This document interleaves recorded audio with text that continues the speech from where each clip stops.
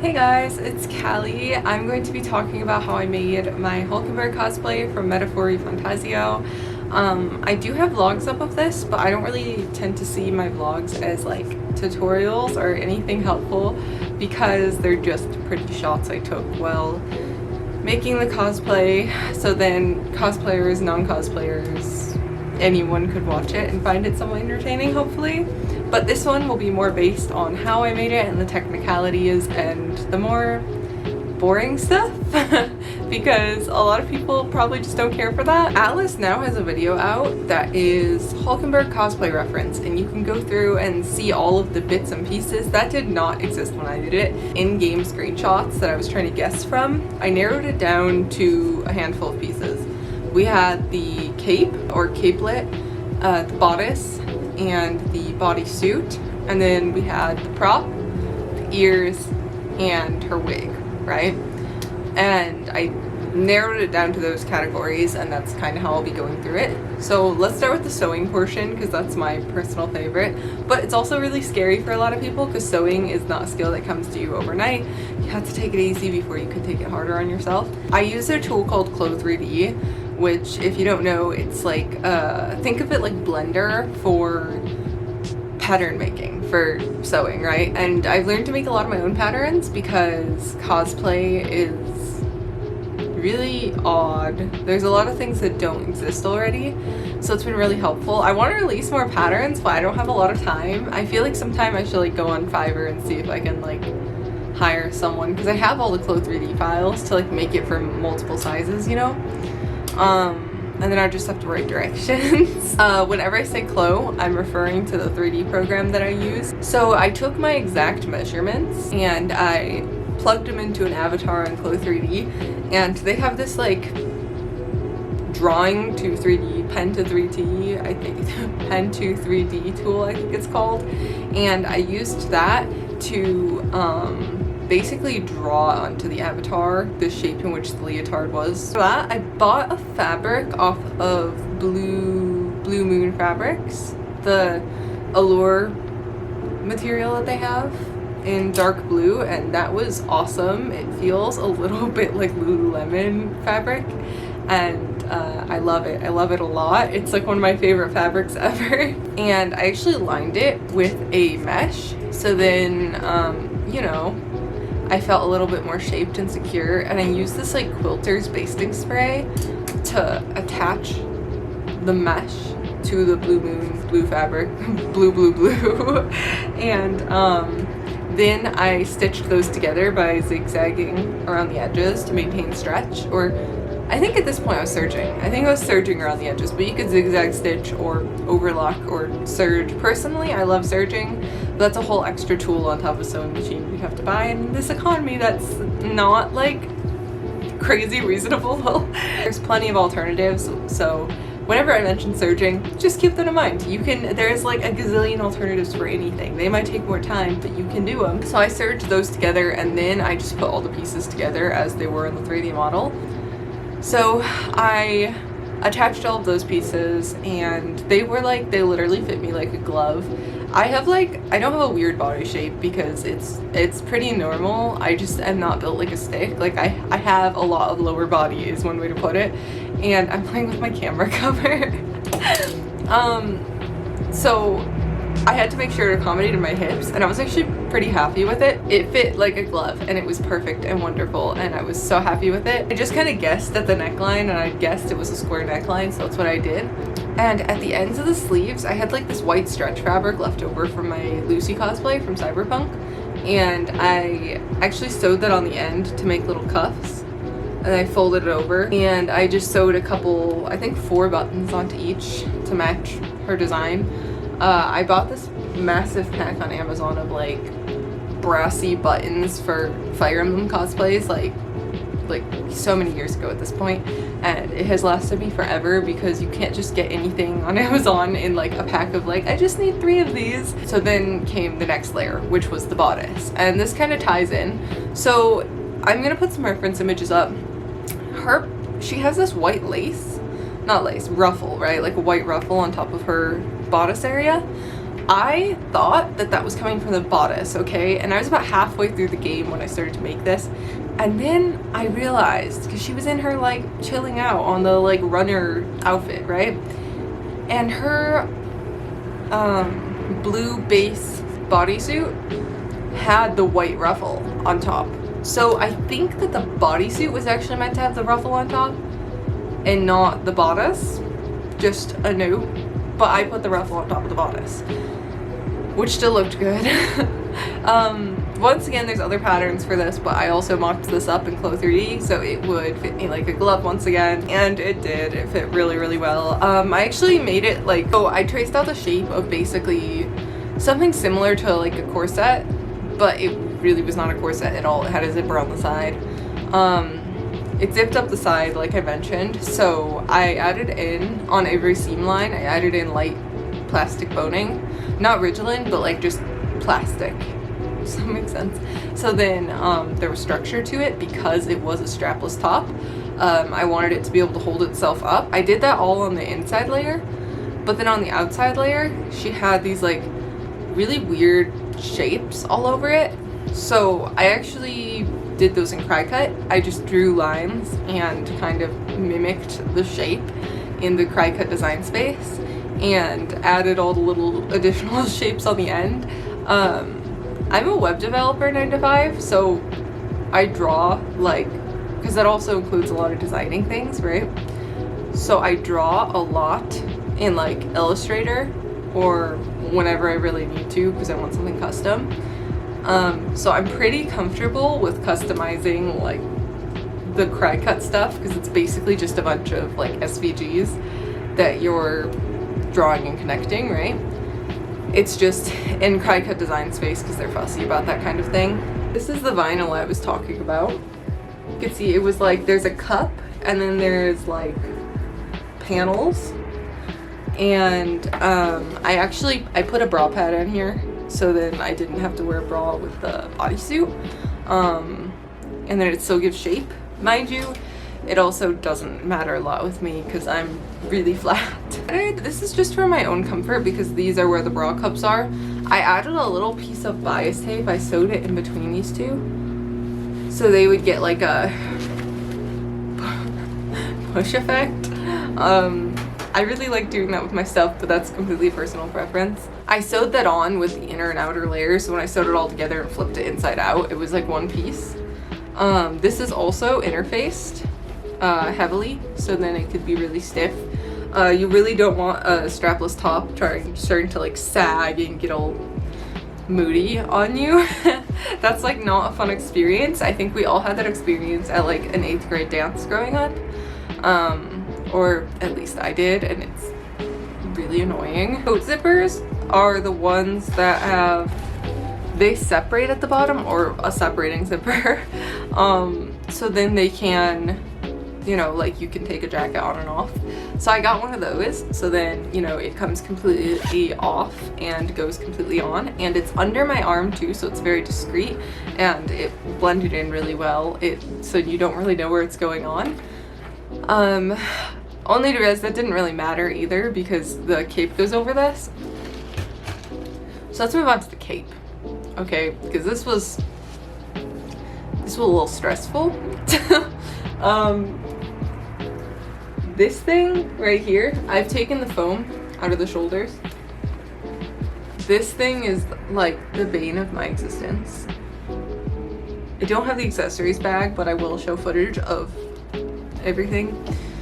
Where should I start with this? So it was kind of wild to start because what I did is I took the measurement of all the way around my shoulders. Like I literally just traced it. These are headphones, but I just traced it like this all the way around my shoulders, and I added about 3 or 4 inches because hers is very dramatic. Measured around, and then on the top I made like 2 letter U's, right? Like really long U's. And I made pockets in the shoulders to add and remove shoulder padding. And by shoulder padding, I mean 2 layers of Eva foam. So here's my pockets. I'm flipping it inside out for you guys. So this is the other side. There is a pocket on the inside to put foam in. So when you're wearing it, it's very structured and hanging off because I made it, like I said, a little wider than my shoulders. So I basically wanted it to hang off my shoulders by like an inch. So to create that effect, I added 2 layers of foam in there in the foam pocket and pushed it all the way in. And I think there's a snap on the foam pocket too to keep it in place. And that just kept it all the way out and creating that like shape. So in the way that I did this cape shape is I drew out like I drew out an entire normal cape all the way around, right? And then I literally just, with the pen tool, I just drew cutouts, and that's how I made the pattern. And I flipped these inside out, and the key part to this is clipping around all the curves. If you don't clip around all the curves, it will turn out like shit. It is pretty bad. So you absolutely have to clip around the curves, otherwise you will not get curves. You will get some awkward shapes. I'm trying to see if there's a spot that I didn't do so well in. This is actually one of the neatest projects I've ever done, right? When I drew these lines, I just extended them up around the neck. The neck is not a separate piece. It is literally just an extension material that it was like that, where she had like, where there wasn't any seam lines around the neck, and I was like, oh great, what a good time. Because the cape too doesn't have to be exact, although you do want it to measure around your neck pretty precisely, because that'll keep it from sliding around throughout the day, so you don't get like a shoulder up here and a shoulder back there. That's a problem I'd get a lot with capes back in the day. Like my Hulkenberg cosplay, the cape wanted to like just slide around and it was driving me crazy. With the outer layer, I once again made a vinyl print. I was trying to figure out how you could share this in Cricut Design Studio and you can't, or Cricut Design Studio and you can't. It makes me kind of sad because I spent like 2 hours making this in Illustrator, and I would totally share it if I could. Maybe there's some other way to share it,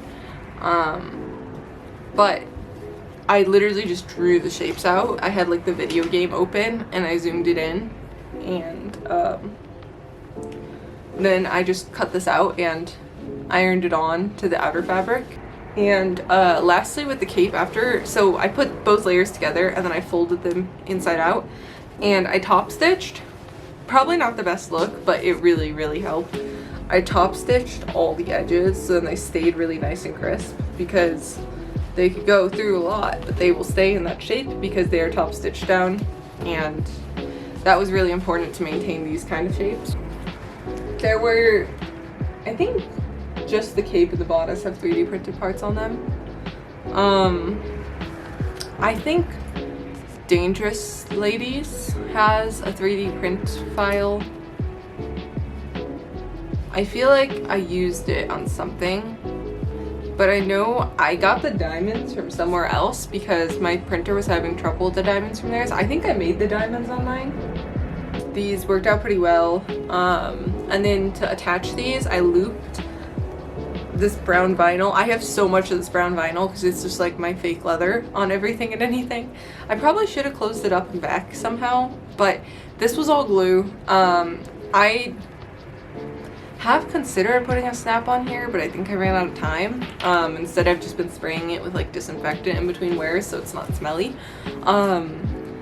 So I looped this around this, and then I sewed the top of the vinyl strip to the bottom of this to get these two parts, and that worked out pretty well. I also sanded it, filled it with wood filler, and then I painted over it with black and then gold to get like kind of like a dark under vibe, if that makes sense, undertone, because the PVC I have is red. Then I think I should have done something different with these diamonds. So there's the diamonds on top of the shoulders and front, and you guys can probably tell, but a lot of them are missing. These back ones were perfectly fine the entire time, but the front ones like pretty much completely came off. I did super glue them on, so I don't really know why they did that. I think it's like wig strands will get under a piece, like one little strand. I don't know if you guys have ever seen, like when you were kids, that one that like cuts clay and it's like a string that goes through the clay. That's kind of what like long wig hair is like, or just hair regularly. Like if I have like gel nails on and I'm going through my hair, there's a chance that a piece of hair could get underneath that gel and just hit right off. So I think that's what happened with a lot of these because of the wig. Next step was making her prop, which is in the other room. It actually wouldn't fit in this space, it's huge. I probably did make it a little too big, but what I did is I took a giant piece of PVC, because that's how every cosplay prop starts, and I, on the bottom, I took a wood dowel and I wrapped it all up, added the foam parts, and I did the same thing on the top. So it's basically two wooden dowels that are glued in place. I wrapped the ends of the wooden dowels in foam and super glued those so those would stay in place. And then I glued those inside of PVC connectors, so it was one mechanism that could like break down into 3 to fit into my Prius, because I'm not fitting an 8-foot prop into my Prius. And then I don't have a lot of footage of this because it happened in a rush, like the day before the convention, because I thought the convention was a week later than it actually was, but it was that weekend, so I had to rush towards the prop part. I, once again in Adobe Illustrator, I drew it all out, and I did print those so then I could cut out the foam. And I cut out the foam pieces, and I did like 2 pieces so then they could sandwich the wooden dowel, and the wooden dowel kept them nice and stiff. It like created a support system. I think on this one I did white acrylic because that's all I had and I was in a rush, but normally I do black acrylic. And then I just did many layers of like this bronzish gold that kind of looked like hers. And for the small foam details all over it too, I just cut out a very thin foam. And that's kind of how I put together all of that. It was very rushed and very chaotic. And I know foam crafting comes easier to most people than sewing, but I really struggle with foam crafting. So maybe that'll make sense where it's just basically all a sandwich with the front for halberd part. I might be able to share my Adobe Illustrator file if I have it somewhere on my computer. And then the last couple things I believe are the ears and the wig. And on the ears, I got regular elf ears. I know that they sell those like night elf ears on like Etsy from like World of Warcraft, and I think that would actually be a lot better because they're a lot longer and like hers. Those were like $80 though, and I could not afford that. So what I did instead is I got the longest elf ears I could get my hands on at an affordable price, which was like 15 bucks, and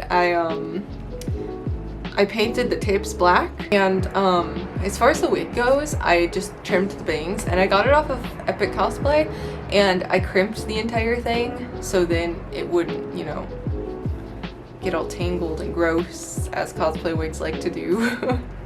So that's pretty much how I made the whole Hulkenberg cosplay. I'm gonna show you guys some close-up shots.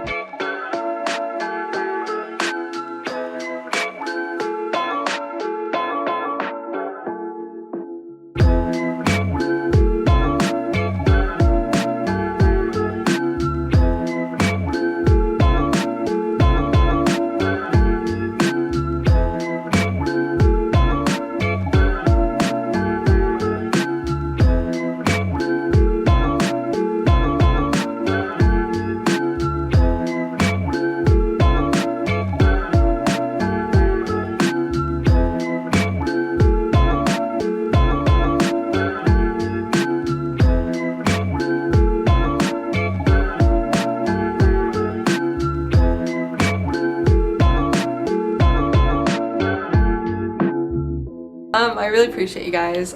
Quick little update. I am significantly through my Infinity Nikki cosplay.